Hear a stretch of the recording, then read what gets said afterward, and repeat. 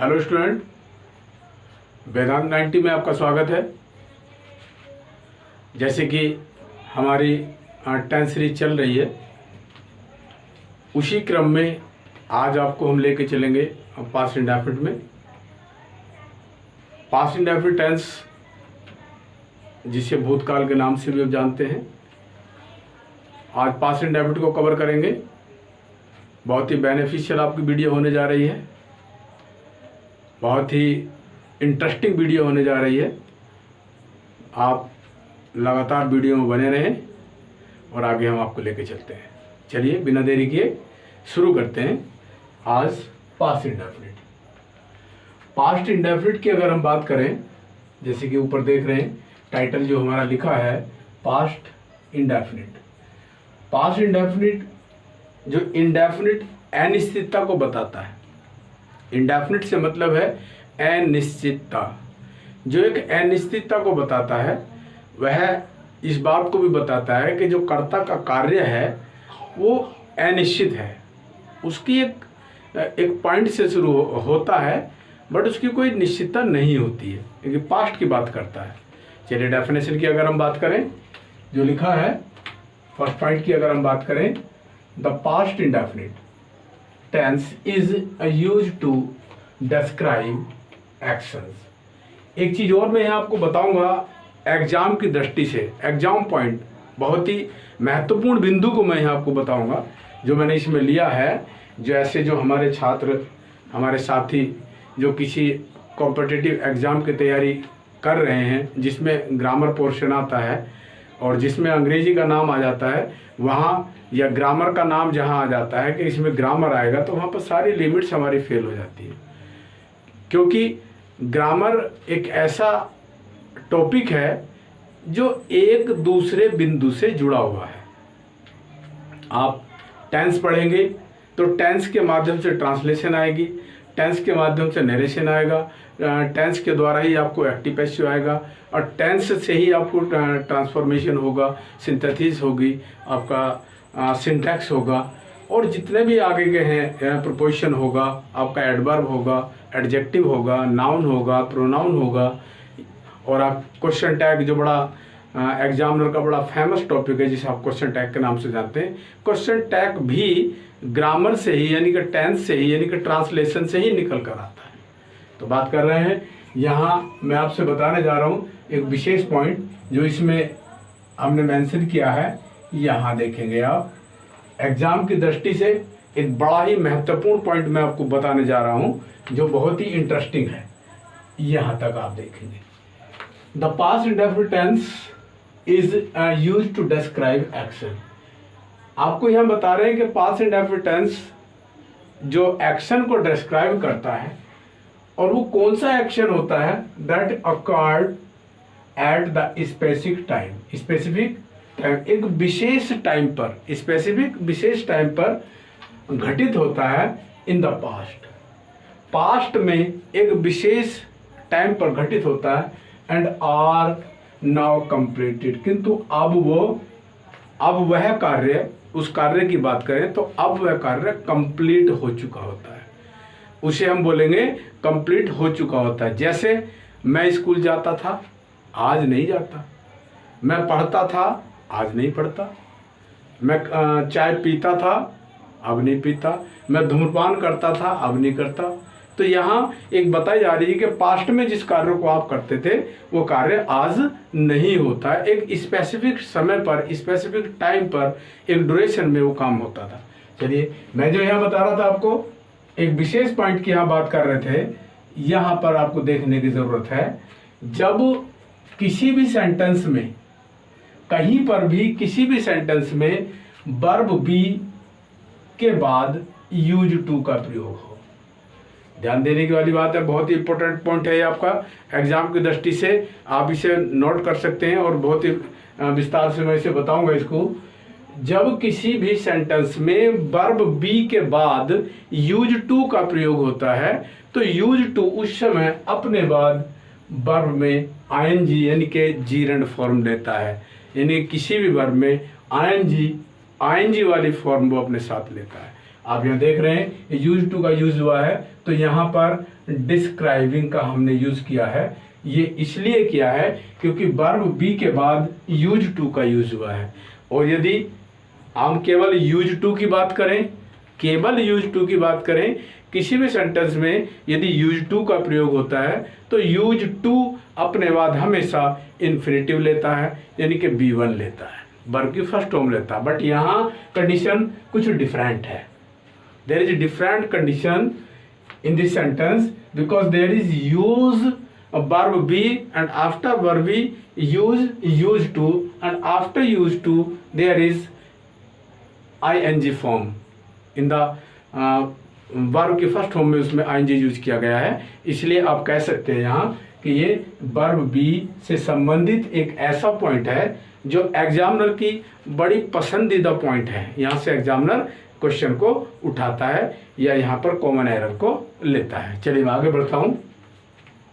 तो बताया that occurred, जो घटित होता है स्पेसिफिक टाइम, एक विशेष समय पर, इन द पास्ट, पास्ट में, and are now completed, but इस समय वह कार्य जो पास्ट में हुआ था वो कंप्लीट हो गया होता है, समाप्त हो गया होता है। आगे बढ़ते हैं। कंप्लीटेड एक्शंस, कंप्लीट हो गया एक्शन, एक्शन क्या है वह कंप्लीट हो गया है इन द पास्ट, पास्ट में ही हमने उसे पूरा कर लिया, अब आगे उसकी चलने की गुंजाइश नहीं है। एज एग्जाम्पल मैंने लिया है यहाँ, देखिए, आई एट ब्रेकफास्ट, मैंने नाश्ता ले लिया। आई एट ब्रेकफास्ट, मैंने नाश्ता ले लिया, मैंने नाश्ता खा लिया, दोनों तरह से कह सकते हैं। लेकिन खा लिया से मतलब है कि मैंने अपने नाश्ते को ले लिया, तो ले लिया का मतलब फिनिश हो गया, आगे उसमें कुछ बचा ही नहीं है कि उसमें अगले किसी पीरियड में, अगले किसी टाइम में, अगले किसी आवर में, अगले किसी घंटे में उसे हम आगे बढ़ाएंगे। नो, देयर इज नो, ऐसी कोई कंडीशन इसमें नहीं आ रही है। तो यहाँ केवल हमारे पास क्या है, एक ऐसा काम जो एक स्पेसिफिक समय में हुआ था और वह वहीं पर समाप्त हो गया, प्रेजेंट से उसका कोई कनेक्शन नहीं रहा। आगे बढ़ते हैं। नेक्स्ट पॉइंट है पास्ट, पास्ट टेंस जो होता है, इस पास्ट टेंस में आपको हैबिट और रूटीन भी बताया जाता है। पास्ट की हैबिट बताई जाती है और पास्ट का रूटीन भी बताया जाता है। पास्ट की हैबिट कैसे करेंगे आप बताएंगे, जैसे मैं बोला जाएगा मैं धूम्रपान क्या करता, आई यूज टू स्मोक, क्या बोलेंगे, I use to smoke, I use to smoke, मैं धूम्रपान किया करता था, पास्ट में चले गए। तो यहाँ हम बता रहे हैं मैं किया करता था बट अब नहीं करता, केवल मैं पास्ट की बात कर रहा हूँ, आज की बात नहीं कर रहा हूँ, मैं पास्ट की बात हो रही है। आई यूज टू रन, मैं दौड़ा करता था। आई यूज टू रीड न्यूज़पेपर, मैं अखबार पढ़ा करता था बट अब नहीं पढ़ता। तो आज प्रेजेंट में नहीं करता हूँ बट पास्ट में मैं करता था। यहाँ पर हमें यहाँ हैबिट की बात बताई जा रही है। क्या बोल रहा है, हैबिट। डेली रूटीन की बात करेंगे। यहाँ डेली रूटीन में भी यही आता है कि जैसे आप बोले कि मैं घूमने जाया करता था, मैं घूमने जाता था, करता छोड़िए, मैं घूमने जाता था, आई वेंट टू वॉक, मैं जाता था, घूमने जाता था। आई वेंट टू वॉक, मैं घूमने जाता था। आई वॉकड, ये भी बता रहे हैं हम आपको, I walk to the school, मैं कहाँ जाता था, टहलते हुए स्कूल। एवरीडे, प्रतिदिन, प्रतिदिन जाता था, टहलते टहलते स्कूल जाता था। तो यहाँ हमारा इसे डेली रूटीन हो गया। नेक्स्ट देखिए पास्ट इवेंट्स, क्या बोलता है, पास्ट की इवेंट को भी बताता है। पास्ट की इवेंट यानी कि जो भूतकाल में, पास्ट में कोई घटना घटी और वो क्या है, हमारी पास्ट हो जाती है। जैसे उसमें लिखा भी है, देखिए, I visited America last year, I visited America last year, मैं पिछले वर्ष अमेरिका गया। एक इवेंट हो गया, एक साल का एक पॉइंट हो गया, स्पेसिफिक समय का एक इवेंट हो गया। आई विजिट, मैं गया, मैंने दौरा किया, मैं घूमा, कहाँ, अमेरिका, अमेरिका का। तो यहाँ एक चीज़ और मैं आपको बता दूं जो बहुत ही इम्पोर्टेंट पॉइंट है यहाँ, और ऐसे पॉइंट को हमें क्या करना चाहिए, नोट भी करना चाहिए। क्या, जैसे ये लिखा है लास्ट ईयर, यदि किसी सेंटेंस में के अंत में यदि किसी सेंटेंस के अंत में या किसी सेंटेंस में, ये मान लीजिए कंडीशन अलग होती है, किसी सेंटेंस में आपको देखने को मिलता लास्ट ईयर, यस्टरडे, एगो। ध्यान दीजिए, point to be noted, last year, yesterday, एगो। आपको ये चीज देखने को मिलती है किसी सेंटेंस के अंत में या सेंटेंस में, तो वह सेंटेंस सीधे सीधे सिंपल पास्ट को बिलोंग करता है, यानी कि पास्ट इंडेफिनिट को बिलोंग करता है, पास्ट इंडेफिनिट में चला जाता है। कुछ मत सोचिए, अगर क्वेश्चन ये आ जाता है या ऐसा क्वेश्चन आपको मिल जाता है, एक सेंटेंस आपको दे दिया कि इसमें आपको दिए गए सेंटेंस में आपको टेंस बताना है, यस टेंस दिखाना है, टेंस बताना है, तो आपको यदि लास्ट ईयर मिल जाता है, यस्टरडे मिल जाता है, एगो मिल जाता है, तो सीधे सीधे वो सिंपल पास्ट में यानी कि पास्ट इंडेफिनिट को बिलोंग करता, पास्ट इंडेफिनिट में चला जाता है। आगे बढ़ते हैं। The action is finished. जो हमारा कार्य हुआ था, जो हमने कार्य किया था, वह कार्य हमारा क्या हो गया है? फिनिश हो गया है। एंड हैज नो कनेक्शन, और कोई भी कनेक्शन, किसी भी प्रकार का कोई संबंध किससे नहीं है? To the present. और उस कार्य का, जो हमने कार्य किया था और जो कार्य हमने समाप्त कर लिया, उस समाप्त हुए कार्य का किसी भी प्रकार का कोई भी कनेक्शन हमारा प्रेजेंट से नहीं होता। केवल पास्ट में हुआ, शुरू हुआ और पास्ट में फिनिश हो गया, खत्म, हमारा कोई संबंध उससे नहीं बचा, प्रेजेंट से नहीं रहता, ये इसलिए भी पास्ट होता है। नेक्स्ट पॉइंट लूंगा इसमें मैं, द एक्शन अकर्ड। जो एक्शन हुआ एट ए स्पेसिफिक पॉइंट, एक स्पेसिफिक पॉइंट से बात की, यानी कि एक निश्चित पॉइंट से बात हम कर रहे हैं, वहां से हमारा कार्य शुरू हुआ। इन द पास्ट, पास्ट में, विच में जो हो भी सकता है, और नोट, और क्या लिखा? और मे नोट बी मेंशन। मेंशन से मतलब है कि वो कहीं पर आपको मेंशन लिखा भी हो सकता है, किसी बिंदु पर पॉइंट वो आपको दिया भी हो सकता है और नहीं भी दिया हो सकता, कोई जरूरी नहीं है। जैसे एग्जांपल चलिए लेते इसका, Mohan played cricket. Mohan cricket खेलता था यस्टरडे। शायद आपको मेरी बात याद आ गई होगी, मैंने अभी बोला था यदि किसी सेंटेंस के अंत में या किसी सेंटेंस में आपको यस्टरडे मिल जाता है, आपको एगो मिल जाता है, आपको लास्ट ईयर मिल जाता है, तो वह सेंटेंस सीधे सीधे पास्ट इंडेफिनिट को बिलोंग करता है, सीधे पास्ट इंडेफिनिट में चला जाता है, ज़्यादा उस पर विचार करने की ज़रूरत आपको नहीं है। क्या बोला सेंटेंस ने? देखिए, Mohan played cricket, Mohan cricket खेलता, मोहन ने यानी कि क्रिकेट खेला यस्टरडे, कल। आगे, Ghafoor sold his ox. Ghafoor ने अपना बैल बेच दिया। गफूर शायद आपको याद नहीं आ रहा होगा, एक बड़ा ही इंटरेस्टिंग, बहुत ही इंटरेस्टिंग एक स्टोरी थी इंटर के सिलेबस में। गफूर नाम से आप वहाँ पे आप बड़ा फेमस एक कैरेक्टर था, जिसे ड्रॉट के नाम से पढ़ते थे। बड़ा ही जानदार और बड़ा ही शानदार, बड़ा इंटरेस्टिंग लेसन था। पढ़ते पढ़ते कई बार इतने हम और आप, पढ़ाने वाला भी और पढ़ने वाला भी, गफूर और महेश और अमीना की स्टोरी को सुनकर इतना इमोशनल हो जाता था कि मन को थामना बड़ा असंभव हो जाता था उस समय। अब आपके सिलेबस में वो शायद नहीं है, बट बहुत ही इंटरेस्टिंग लेसन था। चलिए आगे बढ़ते हैं। यहाँ सोल्ड की बात हम कर रहे हैं। Ghafoor sold his ox. Ghafoor ने अपना बैल बेच दिया। यहाँ पर सेल की सेकेंड यानी कि B2 का यूज किया है, और यहाँ आपको दिखाई दे रहा है कि ये बोल रहा है बेच दिया। आगे बढ़ेंगे। She ate her breakfast at 8 PM। एक स्पेसिफिक टाइम की बात उसने की है, एक पॉइंट की उसने बात की है। क्या लिखा उसने? She ate her breakfast at 8 AM। उसने अपना ब्रेकफास्ट कब लिया? 8 बजे लिया।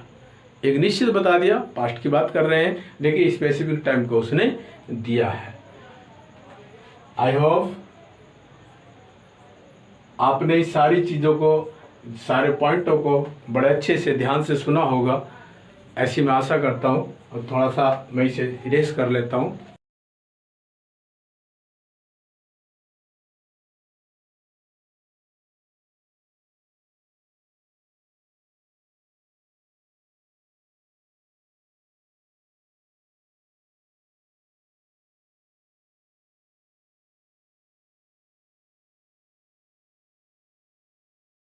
चलिए आगे बढ़िए।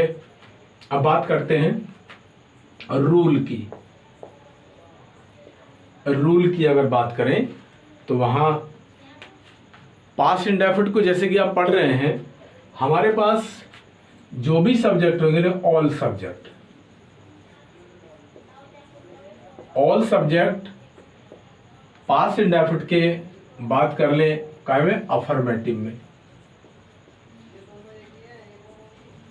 अफर्मेटिव में अगर बात करें तो हमारा जो ऑल सब्जेक्ट हमारे पास, ऑल सब्जेक्ट से मतलब क्या है, अगर इसकी बात कर रहे हैं आप तो ऑल सब्जेक्ट से मतलब क्या है? ऑल सब्जेक्ट से मतलब है सब्जेक्ट आपका सिंगुलर है या प्लूरल है। सिंगुलर है या प्लूरल है इस बात से फर्क नहीं पड़ता। सिंगुलर आप समझते हैं एक वचन की बात मैं कर रहा हूं, और प्लूरल में बहुवचन की मैं बात कर रहा हूं, जो है उसके साथ आप समझ सकते हैं कि यहाँ पर B2 का यूज हम करते हैं। अफर्मेटिव सेंटेंस में ऑल सब्जेक्ट के साथ, ऊपर मैंने दिया है आपको लिखा ऑल सब्जेक्ट। ऑल सब्जेक्ट से मतलब सिंगुलर सब्जेक्ट हो या प्लूरल सब्जेक्ट हो, उनके साथ आप V2 का यूज करते हैं। B2 से मतलब होती है वर्ब की सेकंड फॉर्म का यूज आप करते हैं, यहाँ B2 यूज करेंगे। और कल कहीं पर मिलता है तो उसके लिए आप जानते हैं कि आप सीधे सीधे यस्टरडे यूज करते हैं। आगे चलिए इसमें आगे बढ़ाते हैं, सेंटेंस को प्लस करेंगे B2 प्लस ऑब्जेक्ट। इस ऑब्जेक्ट को मैं बार बार आपसे बोलता हूँ, अक्सर मैं कहता हूँ, मैं केवल ऑब्जेक्ट की बात कर रहा हूँ। ऑब्जेक्ट भी दो प्रकार के होते हैं, इनडायरेक्ट ऑब्जेक्ट और डायरेक्ट ऑब्जेक्ट। उसे आप अपने यूज के हिसाब से, आवश्यकता अनुसार उसे आप यूज कर सकते हैं। ये हुआ हमारा एक वर्ड ऑर्डर, कि हमारा इसमें वर्ड ऑर्डर के हिसाब से सब्जेक्ट वर्ब ऑब्जेक्ट, यानी कि सब्जेक्ट B2 प्लस ऑब्जेक्ट, हमारे पास ये वर्ड ऑर्डर होता है। और इसी के माध्यम से हम किसी भी सेंटेंस को बनाते हैं। आपको किसी पॉइंट पर कुछ जानना है, कुछ और बात इसमें करनी है, कुछ और अपने सुझाव देने हैं, तो कमेंट बॉक्स में जाएं और कमेंट बॉक्स में जा करके अपने सुझाव, अपनी आगे की रिक्वायरमेंट आपकी क्या है, what's your forward requirement, you should mention a sentence and your demand in the comment box. आप जा करके कमेंट बॉक्स में आप अपनी बात मेंशन करिए। You should write a sentence and what's your next choice, आपकी अगली चॉइस क्या है, व्हाट्स योर नेक्स्ट टॉपिक, उसे आप मेरे तक भेज सकते हैं ताकि मैं उन्हें आगे के वीडियोस में आपके टॉपिक को ले सकूं। चलिए आगे बढ़ते हैं। नेगेटिव की मैं बात करूं, जो नेगेटिव होगा, नेगेटिव में आप जानते हैं वहां पर भी अफर्मेटिव की तरह से नेगेटिव में भी ऑल जो सब्जेक्ट आपके होंगे उन सभी सब्जेक्ट के साथ आपको यूज करना है did not plus B1। Did not plus B1 क्या हो जाता है, वहां सभी सब्जेक्ट के साथ जो आपकी हेल्पिंग वर्ब के रूप में काम करता है वो डिड करता है, और डिड प्लस B1। और ये भी बात हमेशा याद रखिए, किसी भी सेंटेंस में कहीं पर भी यदि डिड का यूज हुआ है, अगर वहां पर डिड लगा है तो डिड हमेशा ऑल टाइम हर जगह अपने साथ V1 लेता है। यहाँ पर ये एग्जाम ओरिएंटेड आपको मैं बता रहा हूँ, किसी सेंटेंस में कॉमन एरर की वो बात करता है। तो जैसे कि आप जानते हैं पास्ट इंडेफिनिट में यस्टरडे लगता है, यानी कि पास्ट में यस्टरडे लगता है, तो यस्टरडे देखते ही आप तुरंत जल्दी में गलती कर जाते हैं। यानी कि जो आसान क्वेश्चन होते हैं वो आपके लिए बड़े डाइसी होते हैं, वो बहुत रिस्की होते हैं, उन्हें बड़ा सोच समझ के करना होता है। तो यहाँ डिड के साथ ध्यान देना है, हमेशा वर्ब की फर्स्ट फॉर्म यानी कि B1 का यूज होता है। आगे बढ़ते हैं। नेगेटिव का ये मेरे हिसाब से फर्स्ट टाइम होगा, फर्स्ट टाइप का, और ये होगा सेकंड टाइप का। एक चीज और होती है नेगेटिव में, यदि कहीं पर नेवर देखने को मिलता है, क्या मिल जाता है, नेवर देखने को मिलता है, और नेगेटिव सेंटेंस होता है तो नेवर प्लस B2 होता है। ये भी हमें ध्यान देने वाली बात है, बड़ा कंफ्यूजन है यहाँ सेंटेंस में। कई बार आपको देखने को मिलता है मैं स्कूल नहीं जाता था, मैं स्कूल नहीं जाता था। जैसे सेंटेंस हो जाएगा, बात करें I did not go to school. Not हमने दी है, डिड के साथ लिया है तो B1 लिया है, डिड के साथ B1 लिया है। अब इसी सेंटेंस को यदि हम नेवर में कन्वर्ट कर दें, अगर नेवर में चेंज करके या नेवर का यूज करके इस सेंटेंस को हम बनाएंगे तो वहां पे B2 चेंज हो जाएगा। कैसे? देखिए, I never went to school. ध्यान दीजिए, अब यहां पर हमने नेवर यूज किया है। यदि नेवर लगाया है किसी सेंटेंस में तो नेवर के साथ अगर पास्ट की बात करें तो यहां पर B2 का यूज होगा। अब यहां पर आपका B1 का यूज नहीं होगा, और नेवर अपने साथ कभी डिड नहीं लेता, ये भी हमें ध्यान देना है। नेवर अपने साथ डिड नहीं लेगा, क्या लेगा? उसके साथ B2 लेगा। सेंस क्या निकल जाएगा? मैं कभी स्कूल नहीं जाता था, यानी कि कभी और नहीं। किसी भी सेंटेंस में कभी और नहीं मिल जाता है, ये कोई शर्त नहीं है कि कभी एडजेसेंट होगा। एडजेसेंट मतलब आजू बाजू, सेंटेंस में कभी और नहीं होना चाहिए, उसमें हमें नेवर लेना है, नेवर के साथ हमें यूज करना है। चलिए आगे देखते हैं। अब मैं इंट्रोगेटिव की बात कर लेता हूं। इंट्रोगेटिव की अगर हम बात करेंगे, इंट्रोगेटिव को आप भली बात ही समझते हैं। इंट्रोगेटिव क्या है? हमारा प्रश्नवाचक, प्रश्न सूचक शब्द, यानी कि क्वेश्चन वर्ड हम बोलते हैं, प्रश्नवाचक या प्रश्न सूचक। ऐसे सेंटेंस या ऐसे वाक्य जहां पर क्यों, कब, कहाँ, कैसे, यानी कि क्या, where, why, what, how, many आदि वर्डों का यूज किया जाता है, ये सेंटेंस हमारे इंट्रोगेटिव में जाते हैं। कैसे? तो उसके लिए हमारे पास क्या है? Helping verb plus subject plus B1 plus object of question mark, ये हमारे पास इंट्रोगेटिव का वर्ड ऑर्डर हो जाता है। इसके ही माध्यम से किसी भी माध्यम से, यानी कि इसके द्वारा किसी भी सेंटेंस को आप रीचेक भी कर सकते हैं, किसी को भी रीचेक कर सकते हैं। स्पेलिंग इधर उधर हो सकती है, मानता हूं मैं, बट ग्रामर जहां पर आपको जो वर्ड आपका आना चाहिए, जो पार्ट्स ऑफ स्पीच है जिसे आप बोलेंगे, वह अपनी जगह फिट बैठेगी यदि आपने इसे अच्छे से याद किया है। प्रॉमिस, सेंटेंस का कोई भी वर्ड इधर से उधर नहीं हो सकता। दूसरा, हमारे पास क्वेश्चन वर्ड होगा प्लस हेल्पिंग वर्ब होगा प्लस सब्जेक्ट होगा, और उसके बाद हमारे पास सेम सेंटेंस होगा। आगे कोई चेंज इसमें नहीं होता।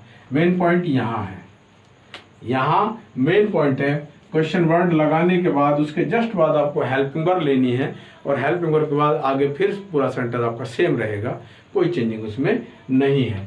चलिए मैं आपको इसमें एग्जांपल लेता हूं। क्या? जैसे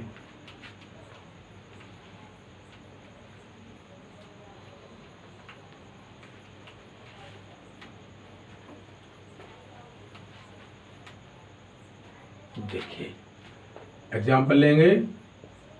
क्या? What is this? देखिए, डिड द फादर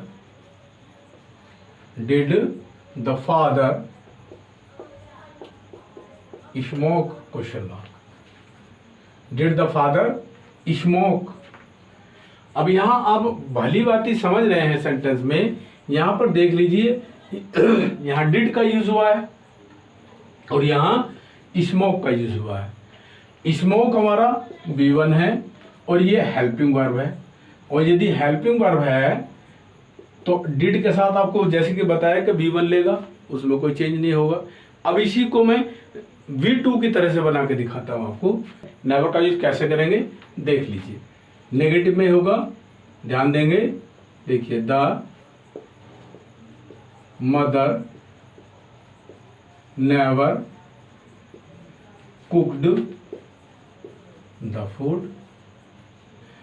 अब यहां आप देख लीजिए, समझ लीजिए, नेवर लगा है और नेवर के साथ यहाँ पर B2 का यूज हुआ है। ये हमारा B2 है और ये हमारा नेवर है। नेगेटिव में हम सीधे सीधे नेगेटिव में चले गए सेंटेंस को लेकर के। इंट्रोगेटिव का आप ऊपर देख रहे हैं, डिड के साथ वर्ब की फर्स्ट फॉर्म होगा, और यहाँ नेगेटिव में नेवर के साथ B2 होगा, वर्ब की सेकंड फॉर्म होगा। और देख लीजिए सेंटेंस को क्या करना है। देखिए, why did the shopkeeper, why did the shopkeeper not give the money, question mark लगा देंगे। यहां पर भी आपको क्या देखना है, यहां पर आप देख रहे हैं क्वेश्चन वर्ड से हमारा जो सेंटेंस शुरू हुआ है, उसके बाद डिड है, उसके बाद सब्जेक्ट है और नोट है, और यहाँ B1 है। यदि डिड लगा है तो डिड के साथ B1 का यूज किया जाएगा। ये चीज ध्यान देनी है, डिड के साथ B1 होगा। और यहाँ ऑब्जेक्ट है आपका नोट। जब कभी इंट्रोगेटिव सेंटेंस होगा, क्यों, कब, कहाँ, कैसे, और उसमें नहीं का भी प्रयोग किया जाता है, तो जस्ट सब्जेक्ट के बाद, ये आप देख सकते हैं ये सब्जेक्ट है, जस्ट सब्जेक्ट के बाद हमें नोट लेना है। नोट जस्ट सब्जेक्ट के बाद लेना है। चलिए, ये हमारा पास्ट इंडेफिनिट रहा, और पास्ट इंडेफिनिट में आप लोगों ने बहुत सारे विस्तार से बातें सीखी। अब इसमें एक पॉइंट और आता है,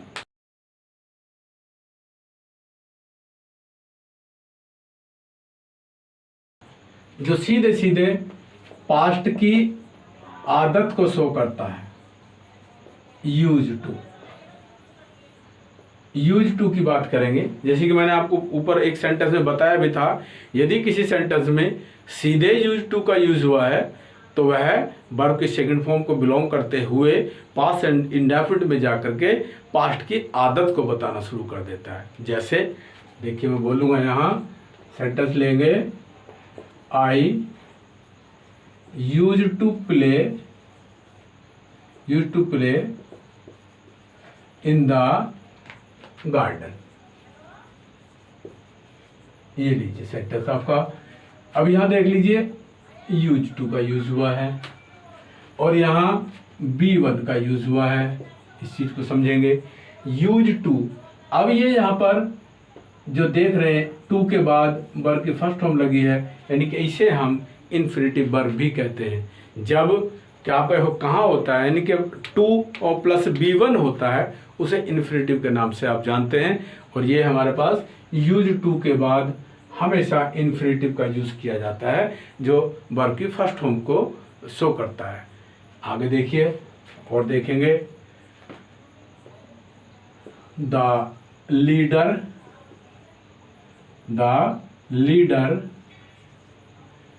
used to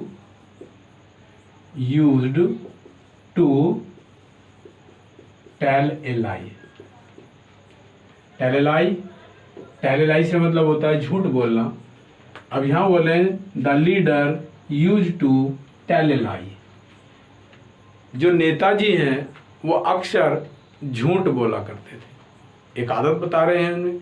अब मोस्टली आप समझ लीजिए कि नेताजी झूठ भी बोलते हैं तो बड़ा दमदार तरीके से बोलते हैं, और आप लोग और हम लोग सभी उनके मुंह से निकले एक एक शब्द को इतना सत्य मान लेते हैं कि हम आंख बंद करके भरोसा भी कर लेते हैं।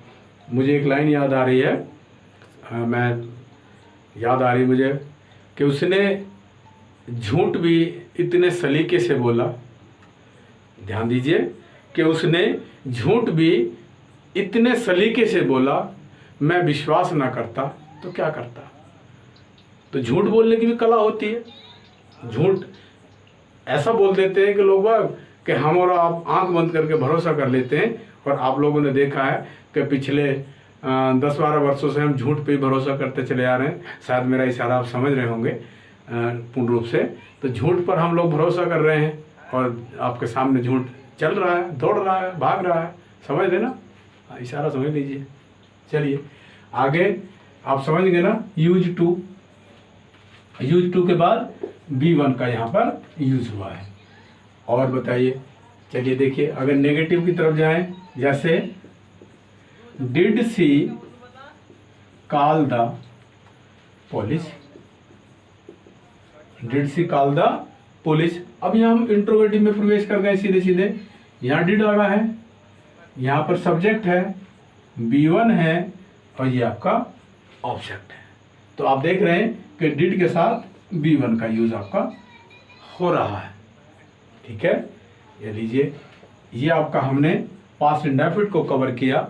और पास्ट इंडेफिनिट में आप लोगों को ऐसे पॉइंटों पर मैं लेकर के गया हूं जो आपसे अब तक हो सकता दूर हो। मैं ये नहीं कह रहा हूं कि मैं पहली बार आपको पढ़ा रहा हूं, हो सकता आपसे दूर हो, बट 1 से 2 बार मेरे वीडियोस को आप देखेंगे तो मेरी वीडियोस में आप लोगों को कुछ ऐसे पॉइंट आपको मिलेंगे जो आपके लिए हर एग्जाम में बेनिफिशियल होंगे और हर एग्जाम में आप लोगों को देखने को मिलेंगे। कहीं ना कहीं वो कॉमन एरर में हो सकता है, वो सेंटेंस चेंजिंग में हो सकता है, वो किसी भी सेंटेंस को चेंज करने में हो सकता है जो इंटरचेंज में होता है, और सेंटेंस की आइडेंटिफिकेशन को भी मजबूत करने का मेरी वीडियोस काम करेंगी। चलिए, आज हमने पास्ट इंडेफिनिट को कवर किया और पूरे मेहनत के साथ हमने आप लोगों के साथ हर एक पॉइंट को लेकर के आपको बताया है। यदि मेरी वीडियोस आपको अच्छी लगती हैं तो वीडियोस को लाइक करें और शेयर करें और चैनल को सब्सक्राइब करना ना भूलें। देखते रहिए। Thanks for watching. Thank you.